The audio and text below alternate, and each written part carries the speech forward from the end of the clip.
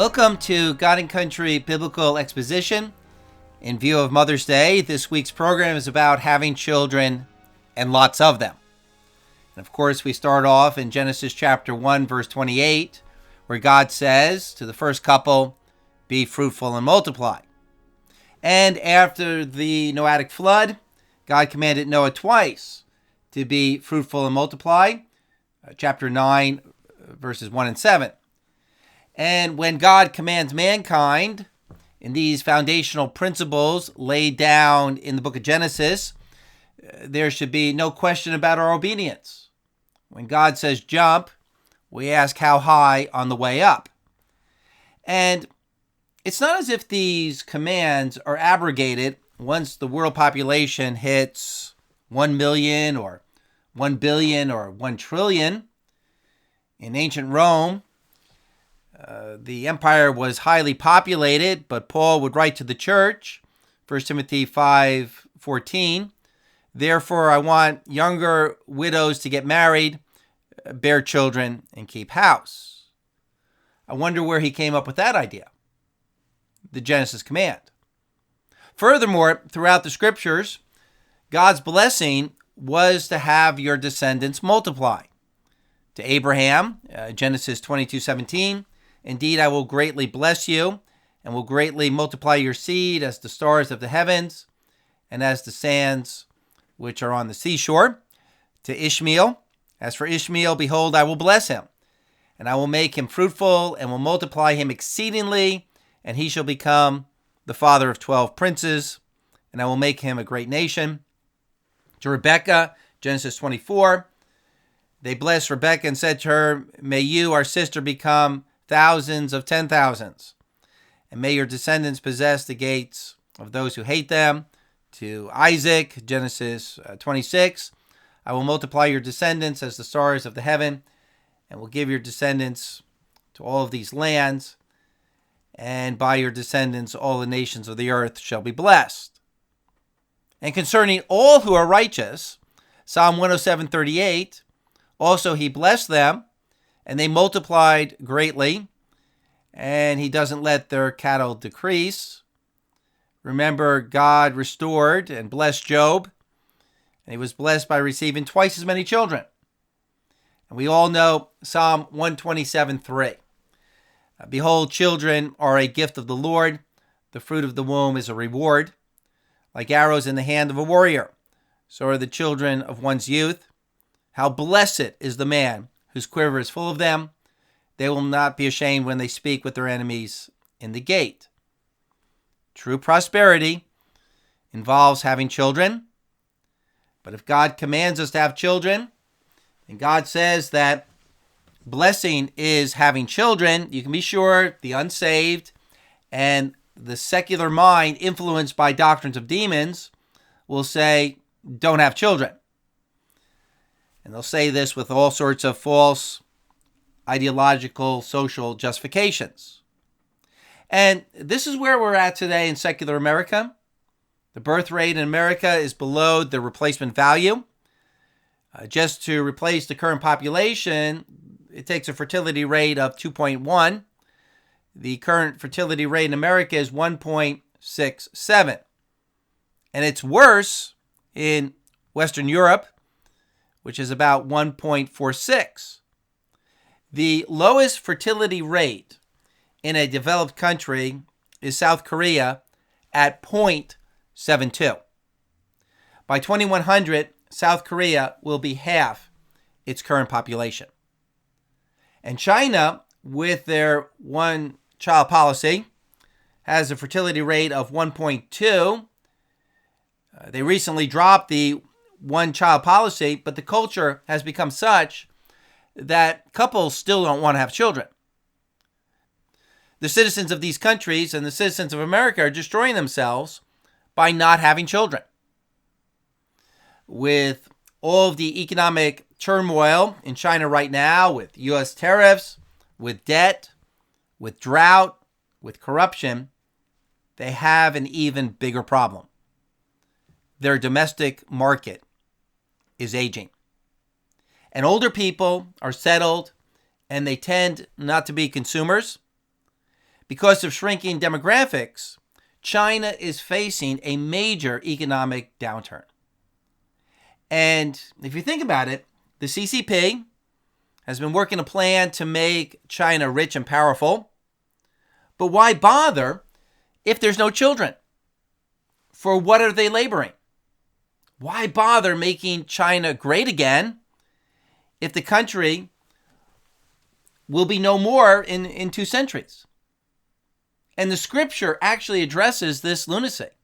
Ecclesiastes chapter 4, verse 8, there was a certain man without a dependent, having neither son nor a brother, yet there was no end to all of his labors. Indeed, his eyes were not satisfied with riches, and he never asked, "And for whom am I laboring?" So why are these Chinese working 12 hours a day and 6 days a week when they plan to halve their population in 1 generation? And the U.S. is in a similar situation with a fertility rate of 1.6, and we don't even have a one-child policy. We volunteer not to have children. In 19th century America, the average fertility rate was 7 children per woman. And that was average. That meant that there were plenty of women having 10 to 12 children to make up for those who were unmarried and barren. And that made America great and prosperous. Given the availability of other necessities, a nation with a high fertility rate will become a great nation. I was just listening to an interview with Louise Perry, author of the book, The Case Against the Sexual Revolution. And she had a very significant article in the magazine First Things entitled Modernity's Self-Destruct Button. In other words, modern nations are hitting the self-destruct button by no longer having children. She points out that groups that hold to traditional values, such as the Orthodox Jews, the Amish, those homeschooling evangelical Christians, will prosper over time, but the urban, cosmopolitan, secular, career-focused people will not. They will decline, dissipate, and be no more. Psalm 37:10, you will look carefully for them, and they will not be there.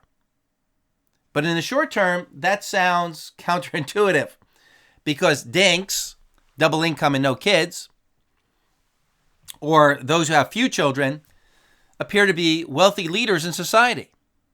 But in the long term, the larger families succeed, take control, and leave a lasting legacy.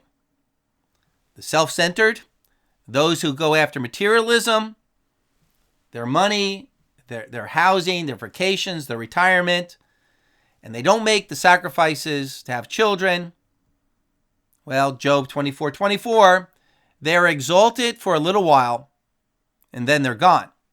Moreover, they're brought low, and like everything, they're gathered up. Even like the heads of grain, they're cut off. And this is simply Deuteronomy chapter 28, the curse that comes upon those who fail to observe all that God commands. Deuteronomy 28:18, cursed shall be the offspring of your body and the produce of your ground, the increase of your herd and the young of your flock. Verse 43, the alien who's among you shall rise above you higher and higher, but you will go down lower and lower. Verse 47, because you did not serve the Lord your God with joy and a glad heart for the abundance of all things. Verse 62, then you shall be left few in number, whereas you are numerous as the stars of heaven, because you did not obey the Lord your God. Almost every problem America now has can be linked to a low birth rate, such as the offshoring of manufacturing because of a decreased workforce in the United States, illegal immigration. When a country is not having its own children, pressure comes upon it from foreigners to occupy the land. Yeah, that's what's happening in Europe right now. The birth rate in Europe is 1.46, But the birth rate in Muslim Arab countries on their border in the 1990s was 5 children per woman. Now, it's since declined to about 3, but this is why we see so many young Muslim men coming into Europe. Mexico did not allow for abortion until just a few years ago. The fertility rate in Mexico and in Central America throughout the 90s was about 6 children per woman, so that the average age in Mexico right now is under 30. The average age in America is over 40. That 10-year difference results in dramatic cultural differences. And as I've mentioned in the past, back in the 1980s, I remember one of my professors at Rutgers University saying that in 40 years, Mexico will overrun the United States. Because any country that has a high fertility rate always wins. Our national debt is also linked to a low fertility rate.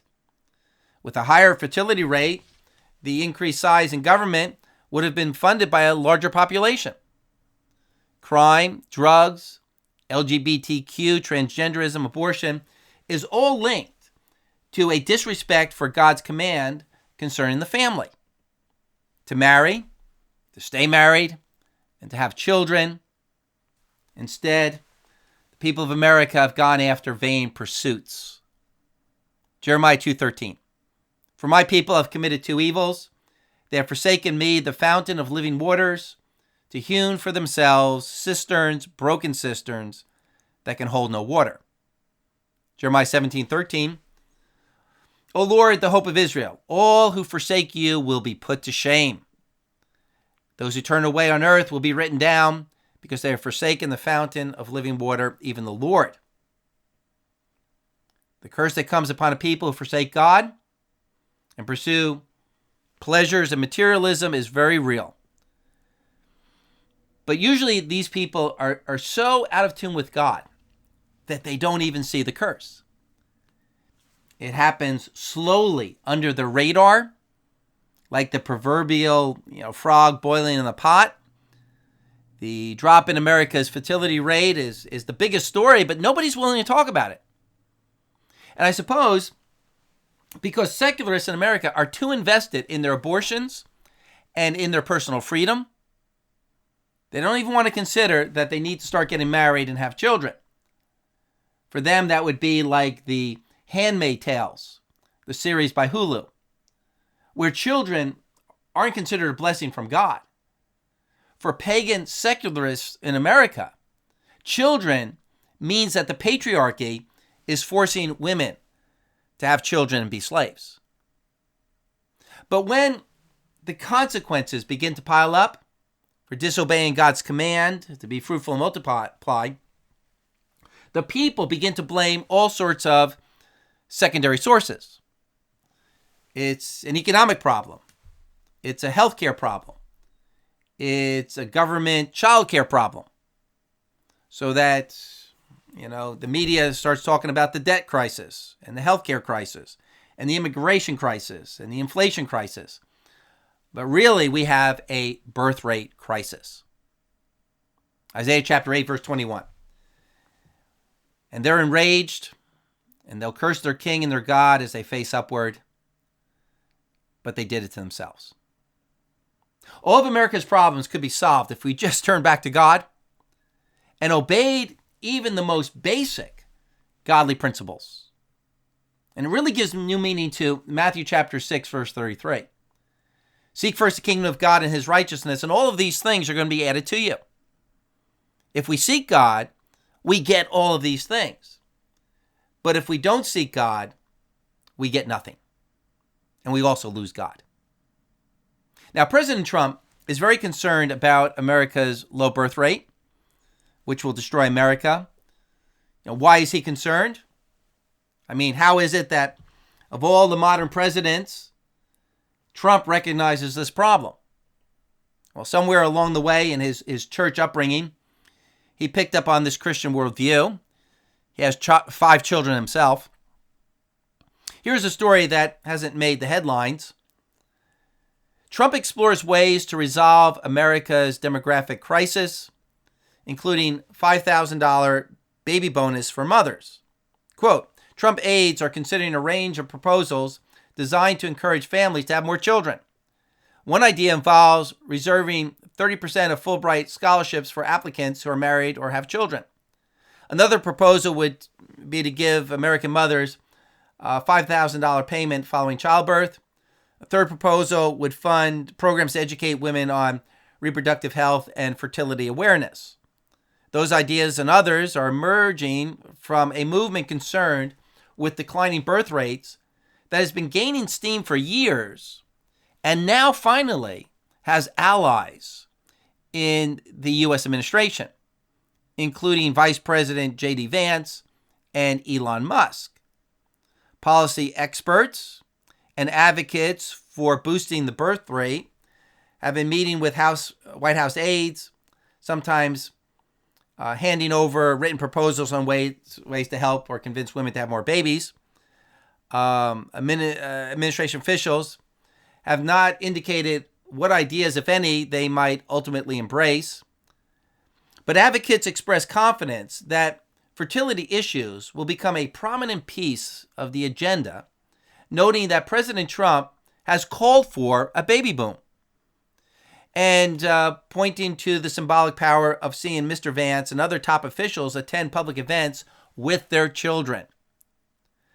America's demographic crisis is defined by falling birth rates, an aging population, and increased dependency on mass immigration to sustain the workforce and fill low-wage jobs.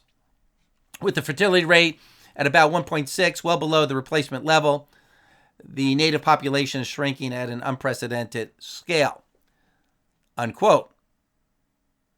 Now, we know what bitter, racial identity politic Marxists would say about all this, that this is racism, wanting to make America white by having children at home rather than replacing America with foreigners who are people of color. And yes, this is what these people actually believe, because they're deluded by their sinful rebellion, and therefore they see the wrong problems and they come up with the wrong solutions. 2 Timothy chapter 3, because they are the haters of the good. Anyway, as far as those fixes that the administration is considering, none of them are going to work. It's been tried in South Korea, but it hasn't worked. The government of South Korea has given couples who have children cash, subsidized housing, free transportation, free health care, free IVF treatments, but it hasn't worked. The fertility rate in South Korea keeps on dropping. In an article by the BBC, Korean women explain why they're not having children, and it's the same reason why American women are not having children. The culture in the nation is that women are to go off to college and then work outside the home. And during the time when women are the most fertile, they're in college and they're starting their careers in business. Nobody was saying to these feminists in the 1960s, you're sending women to college, and when they graduate, they don't want to waste their degrees, so they start building their careers. They're out to get experience. They're out to pay back their college loans, just at the time when they are biologically made to have children. It's a very short window. But it's said that if these women want children, what they need to do is both. Have children, at the same time, work on building their resume. And it's pressuring women to do double the work, to do what men are made to do, and also to do what women are made to do. In fact, the real slavery being described in The Handmaid's Tales is the slavery brought on by feminism. In all of the testimonies of these Korean women, they say they need to work on their career. Their career doesn't allow them time to raise children. Korean work hours are notoriously long. They say that their work becomes their fulfillment. Once they get home, they only have time to clean house and do some exercises before bed. There's also pressure to study in their spare time. Koreans have the mindset that if you don't continually work on self-improvement, you're going to get left behind and become a failure. And this fear makes women work twice as hard. The fear that many women have is if they take time off to have a child, they may not be able to return to work. One 28-year-old woman who works in HR said that she had seen many women who are forced to leave their job or passed over for promotions after they took maternity leave, which has convinced her never to have a baby. The women are being presented with a trade-off: have a career or have a family. Increasingly, they're choosing a career, unquote the BBC. And why are they choosing a career over children and family? It's actually rooted in a spiritual problem. They're valuing materialism over bringing souls into this world. The root error of the entire culture is in valuing stuff. But in the end, they don't get children and they really don't get the stuff. You know, in China, the fertility rate is so low because women are expected to work in factories like men. The state is in essence using the women in the society as slave labor to produce products for foreign countries. Why? So the CCP can get foreign money into China so that in the mind of the Chinese leaders, they can become rich and powerful. Because in godless, Marxist materialism, everything is about material possessions. It's greed. Like Esau, who sold his birthright, which was of true value, for a bowl of porridge. Now, it's not that women should not go to college and be educated. Women should be educated. We want women raising the next generation to be educated. But education can still happen with different priorities. American high schools have become so dumbed down that they are a waste of time. Everything learned in high school can be learned in 2 years, so that a 4-year college degree can be earned and students can graduate at age 19. I mean, I started high school at age 13, and I graduated college at age 21, but even then I wasted a lot of time. I know of many homeschoolers who take advantage of, advanced placement classes, and they're done with college by age 19. Well, the point is this: if people have biblical values and priorities, all of these peripherals would take care of themselves. Fix the moral spiritual problem, have a people return to God, and all of these things will be added to them. Now, one of the explanations put forth for low birth rates is urbanization, the Industrial Revolution that stripped women of cottage industries. Their economic usefulness at home was taken away from them. Or one of the other explanations is that affluence causes people to stop having children. Once you're rich, you stop having children. And maybe that's true for the unsaved, because they're motivated by these pragmatic circumstances. When natural man is poor and natural man is living in a third world country, the only wealth is in children, and people need cheap child labor to work the farms. Therefore, sociologists see having children as a pragmatic economic decision.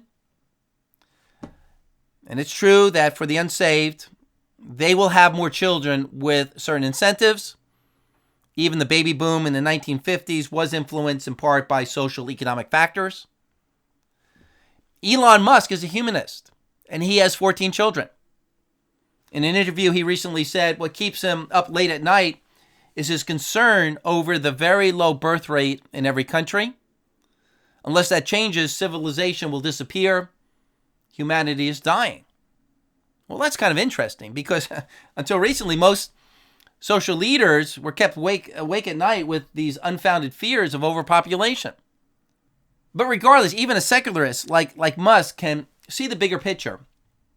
and realize the importance of children from an economic, national survival perspective. But the real, genuine motivation for having children, and the motivation that works, is a relationship with God.